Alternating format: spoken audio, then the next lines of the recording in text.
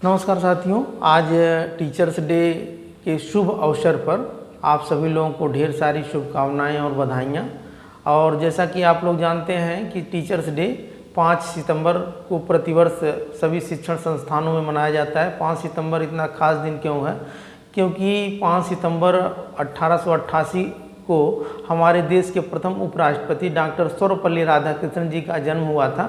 इनके बारे में थोड़ा सा जीवन परिचय जान लेते हैं। इनका जन्म 1888 5 सितंबर को तमिलनाडु के तिरुतानी नामक गांव में हुआ था और इनके पिता का नाम वीरास्वामी था, माता का नाम सीतम्मा था और इनकी शादी 17 वर्ष की उम्र में हो गई थी और इनकी पत्नी का नाम शिव का अम्मा था।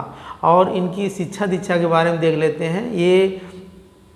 ये इनकी शिक्षा जो है मद्रास क्रिश्चियन कॉलेज से इन्होंने बीए और एमए की शिक्षा प्राप्त की। और जीवन की शुरुआत में इन्होंने क्या किया कि एक सहायक अध्यापक से अपने जीवन की शुरुआत 1909 में मद्रास प्रेसिडेंसी कॉलेज में एक सहायक शिक्षक के पद पर इन्होंने अपना कार्य शुरू किया और फिर उसके बाद 1918 में मैसूर विश्वविद्यालय में एक प्राध्यापक पद पे नियुक्त हुए और 1931 में आंध्र विश्वविद्यालय में इन्होंने कुलपति पद पे लिया और 1939 में हमारे बीएचयू बनारस विश्वविद्यालय में ये कुलपति पद पे रहे और 1954 में इन्हें भारत रत्न से सम्मानित किया गया। और फिर उसके बाद जो है 1955 से लेकर के 1962 तक एक हमारे देश के उपराष्ट्रपति थे और 1962 से लेकर के 1967 तक ये हमारे देश के दूसरे राष्ट्रपति के रूप में भी थे। और 17 अप्रैल 1975 को इनकी डेथ हो जाती है, अपने गांव चले जाते हैं ये तमिलनाडु, वहीं पे सादगीपूर्ण जीवन अपना बिताते रहते हैं।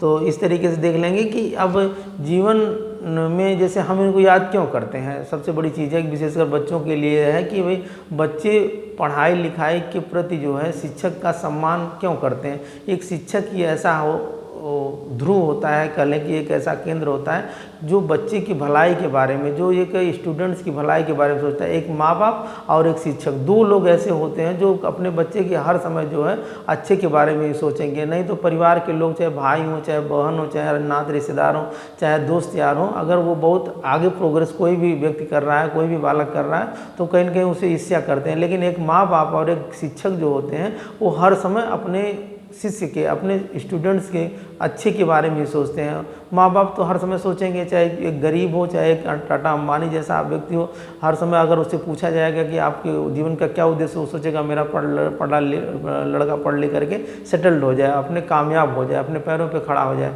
और शिक्षक भी चाहता है कि मेरा पढ़ाया हुआ शिष्य मेरा जो है एक नाम कमाए, ताकि उसके साथ साथ मेरा भी नाम होगा। इस तरीके से ये सोच लीजिए कि जैसे एक मधुमक्खी होती है, कई जगह जगह से रस ला करके जो है मधु बनाती है और छत्ते में डालती है, उसी प्रकार शिक्षक भी जगह जगह से ज्ञान को बटोर करके, जगह जगह से ज्ञान को ला करके शिक्षक अपने शिष्य में जो है देने का प्रयास करता है कि मेरा पढ़ाया हुआ छात्र जो है पढ़ लिख करके कामयाब हो। और सबसे बड़ी चीज़ है कि बच्चों में समय और समझदारी का सबसे बड़ा वो होता है कि जब बच्चे समय रहते हुए समझदारी नहीं आती और बाद में जब समझदारी आती तो समय निकल जाता तब पछताते हैं। तो इसलिए अपने जो सिलेबस है, विशेषकर जो बच्चे चाहे बेसिक लेवल के हों, चाहे माध्यमिक लेवल के हो, चाहे डिग्री स्तर के हों, सभी बच्चे जितना उनका सिलेबस है उस सिलेबस को वो पूरा तैयार कर लें। अब अगर कोई बच्चा कक्षा 8 में पढ़ रहा है तो उसको इतना ख्याल कर रखना चाहिए कि मैं कक्षा 7 के बच्चे को पढ़ा सकता हूँ। अगर कोई बच्चा 12th में पढ़ रहा है तो वो समझ ले कि मैं 11th वाले को पढ़ा सकता हूँ। कोई बच्चा एमए कर रहा है तो सोचे मैं बीए वाले को पढ़ा सकता हूँ। तो इस तरीके से अगर किसी बच्चे में इतनी क्षमता विकसित हो जाएगी अपने पाठ्यक्रम को लेकर, अपने सिलेबस को लेकर के, तो उसे फिर जो अलग से कंपटीशन के लिए, अलग से किसी जॉब कंपटीशन के लिए तैयारी नहीं करनी पड़ेगी। अगर करनी भी पड़ेगी तो बहुत कम करनी पड़ेगी। क्योंकि होता क्या है कि ये जो स्कूल कॉलेज की पढ़ाई होती है प्लस जो कंपटीशन की पढ़ाई होती है या कोई भी इस तरीके की जॉब स्तर की जो परीक्षाएं होती हैं उन दोनों में बहुत अंतर होता है। और जैसे जो लड़का डिग्री लेता है या हाई स्कूल में पास होना, इंटर में पास हुआ, 60% आ गया, 70% आ गया, बीए या बीएससी या एमए या एमएससी में, तो 70-80% लाके गार्जियन भी बहुत खुश होते हैं। तो उसमें फिर जब उसको कंपटीशन देना होता है तो एक एक सीट पे लाखों लाखों लड़कों का कंपटीशन होता है।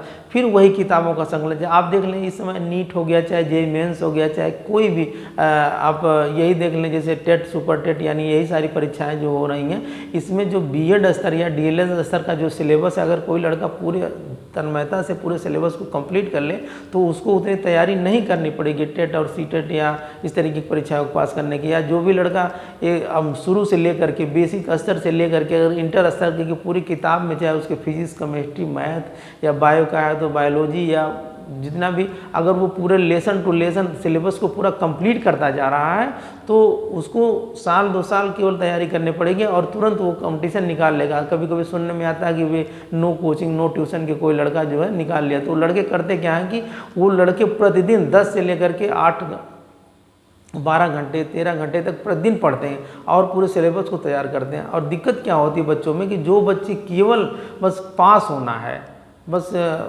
तुक्का मार करके, जैसे आंसर पेपर ले लिए कि इस साल ये आया, अगले साल ये आएगा, ये नहीं आएगा, बस उसमें कुछ मेन क्वेश्चन पढ़ लेते हैं, बाकी को नहीं पढ़ते हैं। फिर वही बच्चे जा कर के कोटा चाहे चले गए, चाहे कानपुर चले गए, चाहे इलाहाबाद चले गए, फिर वही सारी किताबों के एनसीईआरटी 6 से लेकर के 12 तक का संकलन करते हैं, फिर उसी को पढ़ते हैं। तो ये सारी चीज़ें हैं कि बच्चों के लिए आज शिक्षक दिवस के अवसर पर हम लोग डॉक्टर सर्वपल्ली राधाकृष्णन को याद करते हुए ये याद कर रहे हैं, क्योंकि वो हमारे समाज में शिक्षा के क्षेत्र में बहुत बड़ा उनका योगदान था। प्रतिभाशाली भी थे वे और शिक्षा के क्षेत्र में उन्होंने कहा कि कोई भी व्यक्ति है जिन्हें शिक्षा के माध्यम से वो हर सफलता प्राप्त कर सकता है। दूसरी चीज़ होती है गार्जियन का भी कुछ दायित्व होता है, जैसे कि आजकल के परिवेश में ऐसा है कि लड़कियों के विशेषकर माँ बाप का भी ये रोल होता है कि अगर कोई लड़की ट्यूशन कोचिंग करने गई या कहीं इस तरीके से तैयारी करने गई तो पता चला कि वो सीमित पैसे भेजते हैं जो भी देंगे, और लेकिन उसके बाद वहाँ से वो आ रही तो पता चला कि भाई 10,000 की मोबाइल लेके आ रही है, पता चला कि 5,000 की घड़ी पहन के आ रही है। तो पूछेगा गार्जियन भाई कहाँ पाई हो, तो कहेगी मेरी सहेली गिफ्ट दी है। तो क्या सहेली इतना बड़ा गिफ्ट दे सकती है? क्या गार्जियन इस बात को नहीं सोचता है? तो पता चलता है ये कि ऐसे ही बच्चियाँ जो ऐसे ही बच्चे जो है पता चलता है आगे चल करके पढ़ाई में भी ध्यान नहीं लगेगा और उल्टा पुल्टा काम करेंगे, अपनी भी बदनामी करेंगे, पूरे माँ बाप की बदनामी करेंगे, पूरे समाज भी बदनाम होता है। तो वो कहीं न कहीं जो है लड़कों लड़कियों का जो चक्कर है लेकर के भाग जाना, लेकर के इस तरीके से करना, अनमेच्योरिटी रहती। अरे भाई कुछ करना है तो कुछ बन के दिखाओ, कुछ करके दिखाओ, फिर देखो समाज तुमको कोई विरोध नहीं करेगा। जॉब पा लो, कहीं सिलेक्शन ले लो, फिर उसके बाद अपना मौज मस्ती लो। पिता की भी ये जिम्मेदारी होती है कि जैसे पिता बाहर निकल जाता है, माँ सबसे माँ तो प्राथमिक शिक्षक तो माँ ही होती है। अब माँ सब कुछ जानती है, कोई लड़की किसी भी बच्ची अगर खराब हो रही है किसी भी परिवार की, तो माँ तो अगर थोड़ी भी सेंसिटिव है तो वो समझ रही है कि मेरी बच्ची में क्या गुण है, क्या अवगुण है, क्या अच्छा है, क्या बुरा है। माँ बाप दोनों उस बात को समझते हैं, लेकिन अवॉइड करते जाते हैं। आजकल का ये भी मैं देख रहा हूँ कि मोबाइल का जो एडिक्शन हो गया बच्चों में, इतना मोबाइल यानी 10,000 15,000 की मोबाइल उनको दे देते हैं। और बच्चे भी हैं जो आजकल हाई स्कूल इंटर के बच्चे हैं और उनके पास पढ़ने के लिए जो है एक प्रतियोगिता दर्पण हो गई या प्रतियोगिता किरण हो गई या कोई भी मैगजीन जो कॉम्पिटिटिव लेवल की खरीदने के लिए 100-150 की नहीं, उनके पास कहेंगे पैसा नहीं है, लेकिन 15,000 10,000 की मोबाइल चलाने के लिए, हर महीने नेट पैक भरवाने के लिए उनके पास पैसे हो जाते हैं। तो अगर आप अच्छा नहीं करेंगे तो खराब बनने के लिए आपको खराब बनना नहीं होगा, अपने आप खराब बन जाएंगे। इसलिए अच्छा करने के बारे में सोचें।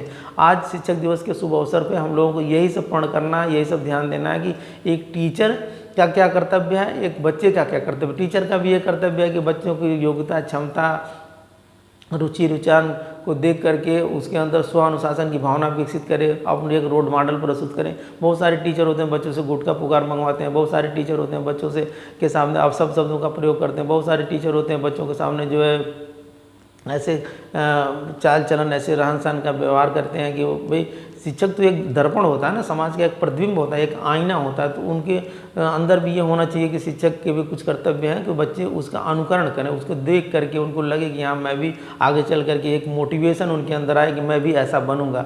और बच्चों के भी अंदर ये होनी चाहिए कि नहीं, मैं अपने अंदर नैतिकता लाऊंगा, मैं अपने अंदर दयालुता लाऊंगा, मैं अपने अंदर मेरा चरित्र ऐसा होगा, चरित्र अच्छा ऐसा होगा तो मेरे अब होता क्या है कि जैसे जो बच्चे पढ़ने में अच्छे होते हैं, जो बच्चे चरित्रवान होते हैं, नैतिकता से बंधे होते हैं, अच्छे होते हैं, तो माँ बाप भी उन पे पैसा लगाने में संकोच नहीं करते हैं। अब होता क्या है, अगर बच्चे शुरू में अभी हाई स्कूल इंटर कर रहे हैं, पता चला कि आज उस लड़की से चक्कर है, आज वहाँ शिकायत आ रही है, आज वहाँ झगड़ा कर दिए, माँ बाप कहेंगे छोड़ा हो उसकी पढ़ाई, छोड़ा, जाओ जाओ दिल्ली कमाने जाओ, शादी कर दीजिए इसकी, ये कर दीजिए, वो कर। तो इस तरीके से बच्चे फिर वहीं बिगड़ जाते हैं। आज किशोरावस्था जो ये होती है आपकी 12 से 18 वर्ष की, ये बड़ी खतरनाक, जिसे जॉन एडम्स ने कहा ना कि ये तूफान और संघर्ष की अवस्था है। तो स्टैनले हाल ने कहा, तो ये तूफान और उस समय आदमी के अंदर एकदम आवेशित भावना होती है बच्चे के अंदर जो है, तो उस बात को समझते हुए बच्चे अपने अंदर थोड़ा सा चरित्र के प्रति सचेत रहें, चाहे लड़का हो लड़कियां हो, ये सारी चीज़ें। और प्रतिदिन अपने स्व का मूल्यांकन करें, अपना स्व आत्म मूल्यांकन करते हैं बच्चे हों चाहे टीचर्स हों, कि मैंने सुबह से आज क्या क्या किया। अगर एक बार गलती कर दिए या आपके साथ किसी ने धोखा दे दिया कि मान लीजिए, तो आपकी कमी, लेकिन दोबारा अगर आपके साथ धोखा हो रहा है तो इसका मतलब आपकी कमी है, आपने सचेत नहीं हुआ। तो इसलिए अपने जीवन में प्रतिदिन समय का मूल्यांकन करें, समय के साथ उठें, समय के साथ अपने बिस्तर को फोल्ड करें, अपने दैनिक चर्या को बनाएं। दैनिक चर्या को बनाते हुए प्रतिदिन 10 से लेकर के 12 घंटे, अगर प्रतिदिन कोई भी लड़का पढ़ रहा है, मैं कह रहा हूँ कि 8 घंटे पढ़ो। अगर 8 घंटे या 10 घंटे पढ़ रहे हो, तभी तुम्हारे पास जो है 6 घंटे 7 घंटे खेलने कूदने, मोबाइल चलाने के लिए या इधर उधर दोस्त यार से मिलने के लिए बहुत समय है। तो अगर अपने जीवन में कोई भी बच्चा हो जो इतना मेहनत कर ले रहा है, इतने संघर्ष कर ले रहा है, तो उसको सफल होने से कोई नहीं रोक सकता। केवल अब सोच लीजिए आप कि 18 वर्ष की अवस्था में बच्चा इंटरमीडिएट या ग्रेजुएशन 20-21 साल में कर ले रहा है, अगर 3-4 साल तैयारी कर लिया। और ये ज़रूरी है कि उसको जितना उसका सिलेबस है, जितना उसका पाठ्यक्रम है, उसकी एज के हिसाब से बनाया गया है, उस एज के हिसाब से अपने पाठ्यक्रम को अपने क्षमता के हिसाब से उसको रिपीट कर दे। जैसे खाना जरूरी वैसे पढ़ना भी जरूरी है। शिक्षक दिवस के शुभ अवसर पर आप सभी अध्यापक, आप सभी बच्चों से, आप सभी गार्जियंस से मैं यही कहना चाहूँगा कि अपने बच्चों को, और टीचरों से यह कहना चाहूँगी, आप लोग भी अपने टीचरों से और बच्चों से भी ये कहना चाहूँगे, आप लोग भी अपने टीचर का, अपने गुरु का, अपने माता पिता का, अपने समाज के सभी लोगों का आत्मसम्मान करते हुए अपना स्वयं का भी सम्मान कीजिए। क्योंकि आप जब स्वयं एक अपना सम्मान करेंगे तो समाज का भी सम्मान होगा। आप समाज के लिए एक बहुत बड़े जो है आगे के कर्णधार भी हैं। आप लोग शिक्षक दिवस के शुभ अवसर पर एक बार पुनः आप सभी लोगों को ढेर सारी शुभकामनाएं। आज के लिए इतना ही, धन्यवाद।